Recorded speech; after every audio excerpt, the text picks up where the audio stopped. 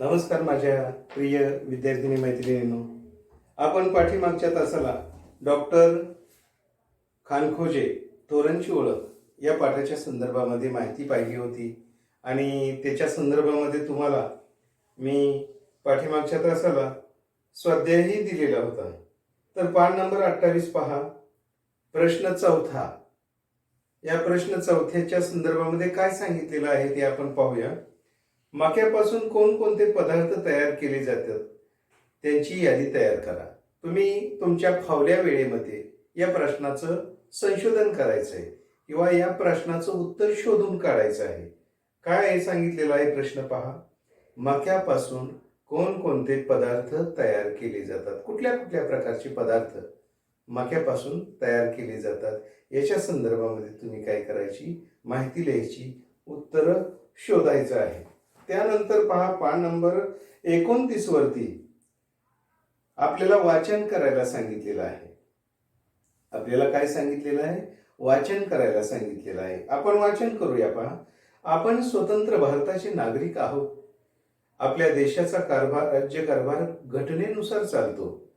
भारतीय घटनेने सर्व भारतीयांना काही मूलभूत हक्क दिलेले आहेत, जसे समानतेचा हक्क, स्वातंत्र्याचा हक्क, न्यायालयाकडे दाद मागण्याचा हक्क. दैनंदिन जीवन जगत असताना मनुष्याला अनेक गोष्टींची आवश्यकता असते. आपल्या गरजा पूर्ण करण्यासाठी आपल्या समाजातील विविध घटकांवर अवलंबून राहावे लागते. अनेक घटकांच्या खरेदीसाठी आपण बाजारात जातो, दुकानात जातो. मालाची वा वस्तूंची खरेदी करणाऱ्या व्यक्तीला ग्राहक असं म्हणतात.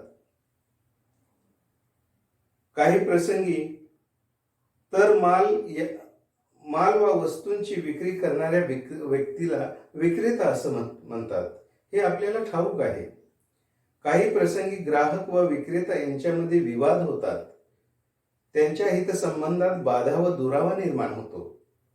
या दोघातले हितसंबंध चांगल्या प्रकारे राहावेत. ग्राहकांच्या हितसंबंधांचे रक्षण व्हावे. ग्राहकांसंबंधी विवाद मिटावेत व याच्याशी संबंधित अशा इतर गोष्टींसाठी ग्राहक संरक्षण अधिनियम 1986 या नावाचा कायदा करण्यात आलेला आहे. म्हणजे ग्राहक संरक्षण हा कायदा 1986 साली तयार करण्यात आलेला आहे. एवढं आपण लक्षात ठेवायचं. आपण खरेदी करत असलेल्या मालावर, वस्तूवर वा वस्तूच्या पुडक्यावर लिहिलेल्या किमतीपेक्षा जास्त किंमत जर विक्रेता आपल्याकडून घेत असेल किंवा मागत असेल तर त्याविरुद्ध आपण आवाज उठवू शकतो.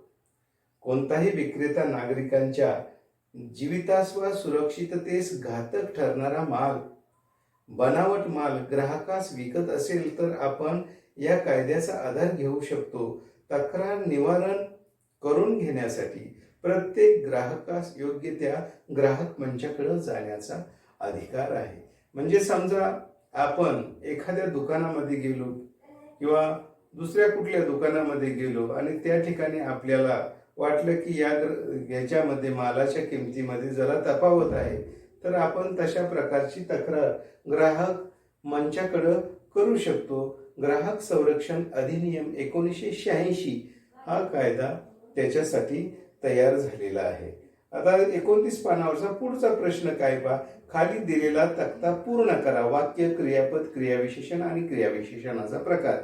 या ज्या रिकामी जी सारणी आहे त्या सारणीमध्ये योग्य, या वाक्यातील योग्य शब्द काय करायचे, क्रियापद कोणता आहे, क्रियाविशेषण कोणता आहे, क्रियाविशेषणाचा प्रकार कुठला आहे. पाठीमागच्या तासाला आपलं झालेलं आहे त्याप्रमाणे तुम्ही हा प्रश्न सोडवायचा आहे. प्रश्न पहिला पहा. काल तो मुंबईला गेला, यातलं क्रियापद कुठलं, क्रियाविशेषण कोणतं आणि क्रियाविशेषणाचा प्रकार कुठला आहे हे सविस्तर लिहायचं आहे. तो भरभर जेवतो. इथे शहाळी मिळतात. आणि चौथा आकडा पहा. मी तो धडा 2दा वाचला. याच्यामध्ये क्रियापद, क्रियाविशेषण आणि क्रियाविशेषणांचा प्रकार याच्या संदर्भामध्ये आपण हा प्रश्न तुम्ही स्वतः शोधायचा आहे उत्तर आणि लिहायचं आहे. पुढचा प्रश्न पहा. खालील वाक्यात कंसातील योग्य रीतिवाचक क्रियाविशेषणे अव्यय लिहा.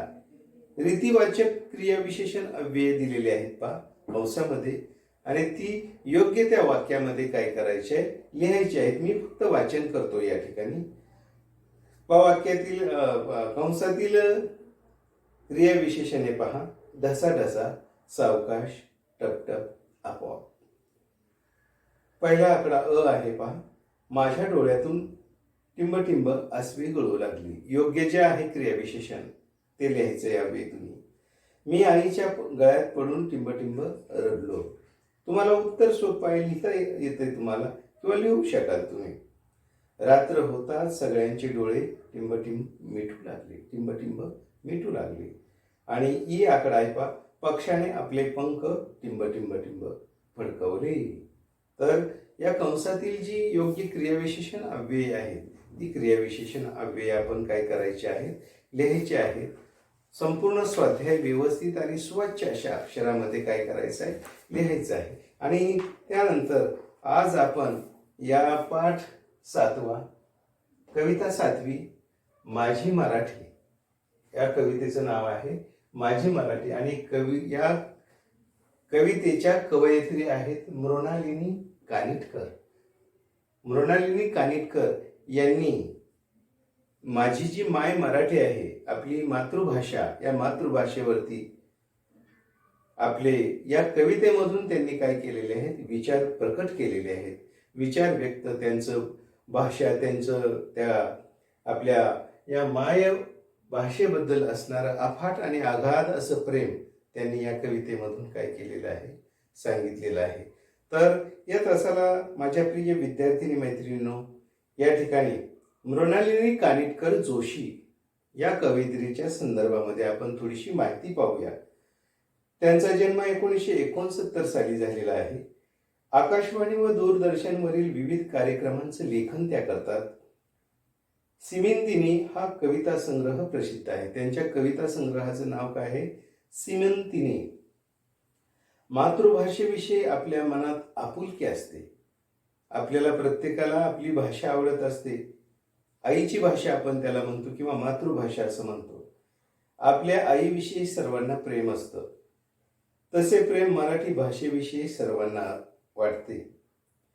आपल्या मराठी भाषेतील शब्दांचे महत्त्व, बोलींचे महत्त्व, मराठी भाषेची थोरवी प्रस्तुत कवितेमधून या कवयित्रीनं काय केलेली आहे, व्यक्त केलेली आहे, सांगितलेली आहे, म्हटलेली आहे. सर्वप्रथम माझ्या प्रिय विद्यार्थिनी मैत्रिणींनो, या ठिकाणी आपण या कवितेचं सर्वप्रथम प्रकट वाचन करायचं आहे. आणि प्रकट वाचन केल्यानंतर या कवितेचा जो सारांश आहे तो सारांश आपणास काय केला जाईल, कथन केला जाईल. आता आपण या कवितेचं वाचन करूया. माझी भाषा माझी आई. कवयित्री काय म्हणते पहा. माझी भाषा माझी आई अर्थ भावनांना देई. तिच्या राहावे ऋणात होऊ नये उत्तराई. तिच्या राहावे ऋणात होऊ नये उत्तराई. तिच्या एकेका शब्दाला रत्न कांचनाचे मोल. तिच्या एकेका शब्दाला रत्न कांचनाचे मोल. कधी तप्त लोहापरी कधी चांदणे शीतल. कधी तप्त लोहापरी कधी चांदणे शीतल. रान वाऱ्याच्या गंधात माझी मराठी भिजली. रान वाऱ्याच्या गंधात माझी मराठी भिजली. लेऊन या नाना बोली माझी मराठी सजली. लेऊन या नाना बोली माझी मराठी सजली. माझ्या भाषेचे अमृत, माझ्या भाषेचे अमृत प्राशेल तो भाग्यवंत. प्राशेल तो भाग्यवंत. तिचा नाही दुजा भाव असो कोणताही पंथ. तिचा नाही दुजा भाव असो कोणताही पंथ. माझ्या मराठी भाषेची काय वर्णावी थोरवी. दूरदेशी ऐकू येते माझ्या मराठीची ओवी. दूरदेशी ऐकू येते माझ्या मराठीची ओवी. पुन्हा एकदा या कवितेचं प्रकट वाचन या ठिकाणी मी घेतोय. माझी भाषा माझी आई अर्थ भावनांना देई. तिच्या राहावे ऋणात होऊ नये उत्तराई. तिच्या एकेका शब्दाला रत्न कांचनाचे मूल, कधी तप्त लोहा परी, कधी चांदणे शीतल. रान वाऱ्याच्या गंधात माझी मराठी भिजली, रान वाऱ्याच्या गंधात माझी मराठी भिजली. लेऊन या नाना बोली, माझी मराठी सजली. लेऊन या नाना बोली, माझी मराठी सजली. माझ्या भाषेचे अमृत प्राशेल तो भाग्यवंत, तिचा नाही दुजा भाव असो कोणताही पंथ. शेवटचं कडवं पहा. माझ्या मराठी भाषेची काळे वर्णावी थोरवी, दूर देशी ऐकू येते माझ्या मराठीची ओवी.